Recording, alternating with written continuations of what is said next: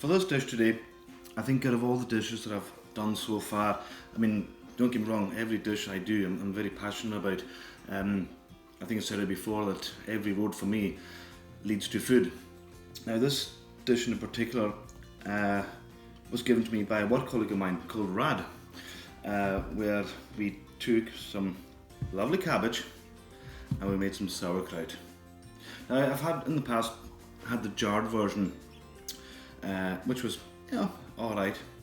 Now we made this a couple of years ago, and the only recording I've got of it is a couple of photos of the finished result and some extra dishes. But this I have to share with you each step of the way. It's just phenomenal. Even the health benefits of it. And I'm surprised it's not even on buffet menus or on deli counters. It's so tasty. For those of you who are not familiar with it, it's basically, and I don't want to put people off, it's fermented cabbage. But when I use the word fermented, it's in the sense of it adds some tanginess to it, acidity almost, and it is so tasty. And the health benefits, I mean, things like it improves your digestion, boosts your immune system, could possibly help to losing weight, promotes heart health, and contributes to stronger bones from one simple cabbage. Now the quantities today I'm going to be doing, you could do, I mean, I'm going to use some of this sauerkraut for a few dishes, and you'll see the finished jar, it's quite a large jar.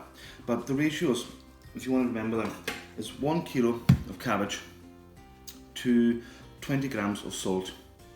You think, oh my goodness, that's quite a lot of salt. But in the processes, you will see how it benefits us. To every kilo of cabbage, we're going to add 100 grams of grated carrot. There's the salt content there. But for 3 kilo of cabbage, it's not much. And to that, a couple of bay leaves. Now the process is this simple. We're going to take our cabbage. Now when I say 3 kilo, each cabbage weighs, after I've removed the stalks,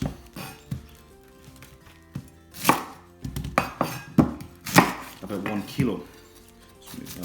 Don't be overly fussed about this stage. I quite actually like leave the stalk left in, lends more of a nuttier kind of feel to the dish. Now to this, it's going to take some time, but I'm going to just continue.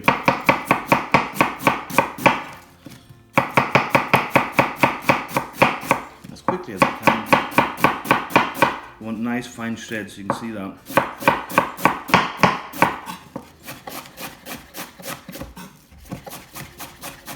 Finely shredded as we can.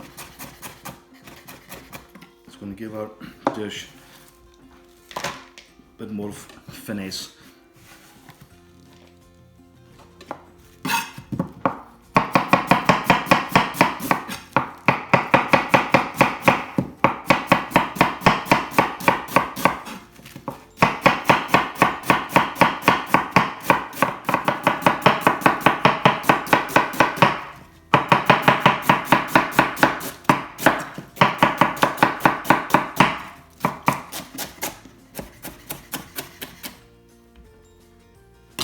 So there we have our cabbage shredded.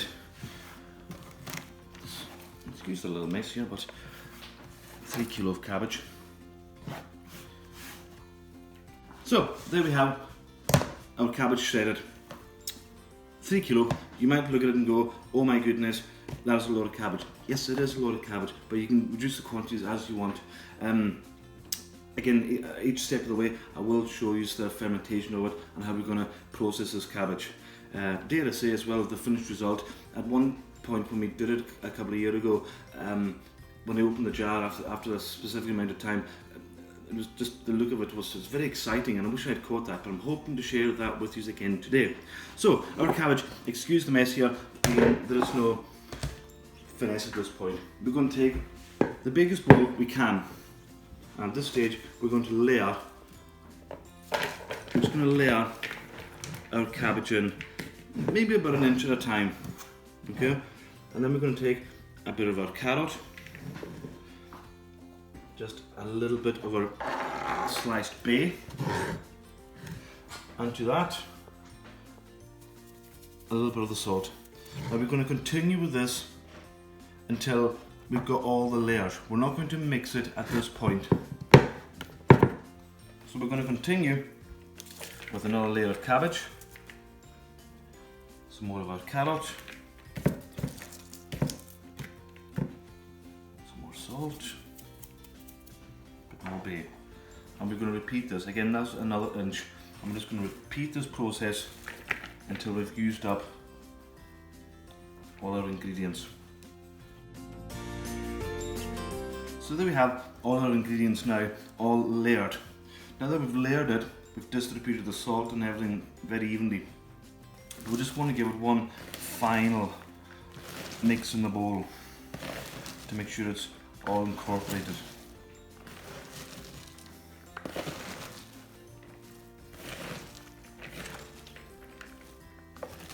Make sure everything's distributed nice and evenly. Now, even though I'm going in with my hands as well, which is good, because what we're going to do is it's going to help with the finished article, believe it or not. So now that everything's incorporated, I'm going to take now a clean dish towel. I'm going to leave that at room temperature out of the way for about 3 to 4 days. But every day I'm going to take a rolling pin and I'm going to bash that twice a day. But we'll get to that tomorrow. So this is day 2 of the sauerkraut. What I'm going to do is I'm going to take a rolling pin and I'm going to bash it as hard as I can and getting right down to the bottom. I want to do this for about a minute or so.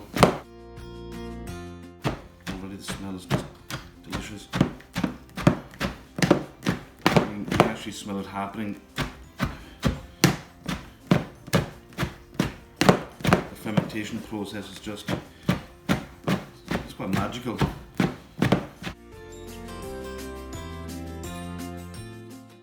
So I want to do that again later on today, and we'll continue that process for the next few days. So now our 5 days are up. It's time to jar our sauerkraut. Now I'm just going to give it one more quick mix and bash. You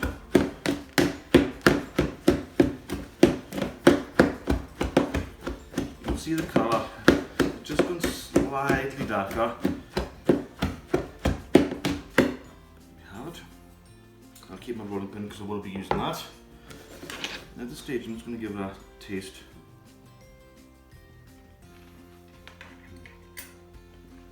Okay, the fermentation process is well underway. So what we want to do is, we want to take our hands, I want to just squeeze some of the moisture out. We don't want all the moisture to come out. Just enough. Just a gentle squeeze and into our jar. And there's no airs or graces about this. I'm just going to press it down nice and firmly in each layer. So there we have my sauerkraut. If you didn't have one of these jars, you could probably purchase these on the internet. If not, a decent box will probably do with a decent fitting lid. Remember, this is our 3 whole cabbage in there, so you can see how it's broken down so much. I've compacted that as best I can, and what we're going to do is now, not to see that I've cleaned up, so it'll be ready in 5 weeks. So hopefully, first week in December, all being well. Because I like to keep things nice and clean, just in case I don't make it till then. So if somebody else opened it, you would think, oh, it's done a pretty good job of that jar. And any other things and bowls that I usually leave in the fridge, I present them nicely, just so they're neatly in the fridge. So I'm going to pop this lid on here. I'm not going to screw it too tight, because what I want is, I want the air still to be penetrating that jar. You can see I've left about an inch gap for the air to help. And I'm going to store this in a dark cupboard, maybe a dry store or scullery or somewhere cool, and we'll come back to that in about 5 weeks. Now, here we are on the 11th of January. This was jarred off on the 1st of November, so it's been 2 months now. If you look back, obviously on the video, look at the texture, how it's changed. Now we're just going to get this jar open. I knew this was going to happen. I didn't have my porridge this morning. Take a towel.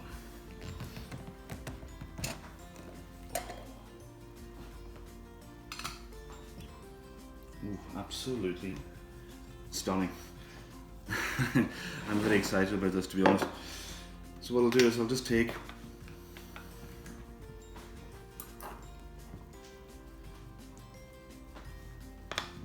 some out of the jar.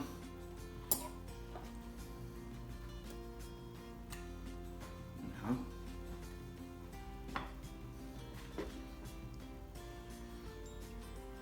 The colour's changed slightly. Just